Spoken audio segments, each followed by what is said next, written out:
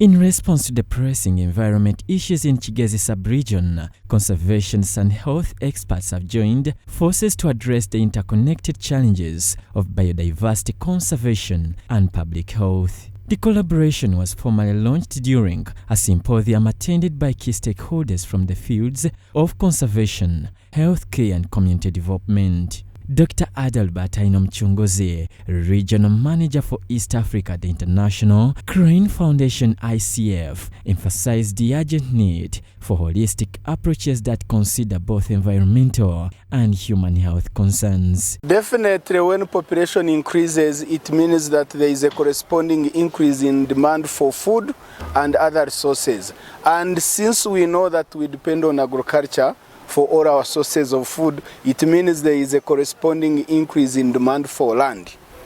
And because land is not increasing as the human population increases, it means that at a certain point there is more demand for food than the land that we have can provide.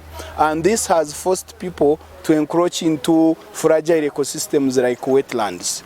So the reason we are looking at integrating family planning in our approach, we are looking at a long-term solution. One of the key focal areas of the partnership is the adoption of population, health and environment approach, which recognizes the interconnectedness of population dynamics, public health and environmental sustainability. Led by the International Crane Foundation, in collaboration with Margaret Piquet Trust, Rugarama Hospital, and the London School of Hygiene and Tropical Medicine, this innovative strategy integrates healthcare access, biodiversity conservation, and sustainable living practices. Justus Mwebembezi, Executive Director of the Rwenzori Center for Research and Advocacy, emphasized the need for collaboration between conservation organizations, local communities, governments and international partners to find innovative solutions that balance human population needs with environmental protective imperatives.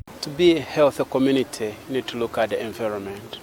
We take an example always that if women eat fish that is brought to the market prepared from the lake using very wrong methods, it would affect their health.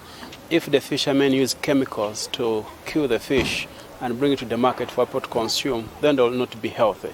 So conserving the environment and making sure that our natural resources are well catered for. Damaris Kisha, Senior Field Officer for the International Crane Foundation and Endangered Wildlife Trust Kenya, underscored the urgency of the solution, noting that East Africa hosts some of the world's most diverse ecosystems and wildlife. She emphasized that the call to action is not only regional but global, as the consequences of uncontrolled population growth affect the interconnected web of life. This is being piloted in East Africa. And we all know how East Africa is rich in resources, as well as we know the health issues that we are facing. So the approach of integrating health and conservation, I see it going far beyond helping not only in the health sector, but as well as tackling the issues of environmental conservation. Leaders including Nisima Evelyn Kikafunda, President of Green Environment Promotion, advocated for an integrated approach to population, health and environment, highlighting the importance of education in preventing early marriages and school dropouts to curb rapid population growth. Exploited or all are, sustainably utilized, and it's true they are bringing in an element of ensuring that the girl child, or the girl child in particular, enhances the education capability, because it's been evident that